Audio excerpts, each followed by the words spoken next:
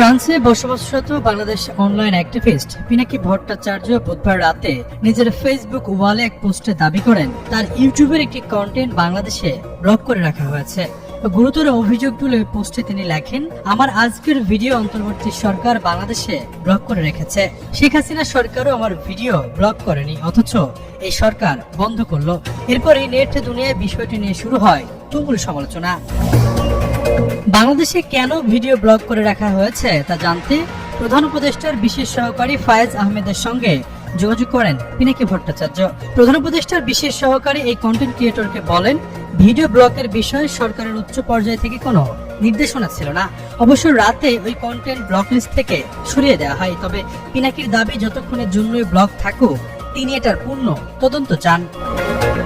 পিনাকি ভট্টাচার্য 2018 সালে শিক্ষার্থীদের আন্দোলন চলাকালে পরিচিতি লাভ করেন। এরপর রাজনৈতিক বিতর্কে জড়িয়ে 2019 সালের জানুয়ারিতে গোপনে দেশ ছেড়ে ব্যাংককে পাড়ি জমান। এর 2 মাসের মাথায় তিনি ফ্রান্সে পাড়ি জমান। বর্তমানে সেখানে রাজনৈতিক আশ্রয় রয়েছেন এবং সেখানে পিএইচডি করছেন। পিনাকি ভট্টাচার্য আওয়ামী লীগ সরকারের কঠোর সমালোচনাকারী হিসেবেও অধিক পরিচিত।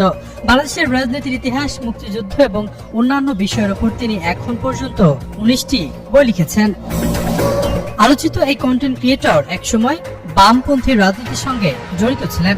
বর্তমানে তিনি একজন জনপ্রিয় অনলাইন অ্যাক্টিভিস্ট, ইউটিউবার, ফেসবুক, টুইটারে সক্রিয়ভাবে আলোচনা করে থাকেন। তিনি প্রায় বাংলাদেশের ইতিহাস, চলমান রাজনীতি, মানবাধিকার বিষয়গুলি এবং পার্শ্ববর্তী দেশের ইস্যু নিয়ে লেখালেখি ও ভিডিও বানিয়ে থাকেন। এই কন্টেন্ট ক্রিয়েটর এই মুহূর্তে বাংলাদেশে ব্যাপক জনপ্রিয়। এমনকি জুলাই অভ্যুত্থানে অনলাইনে ছাত্র জনতার পক্ষেও সরব ছিলেন তিনি। আশরাফুল ইসলাম, যুগান্তর নিউজ।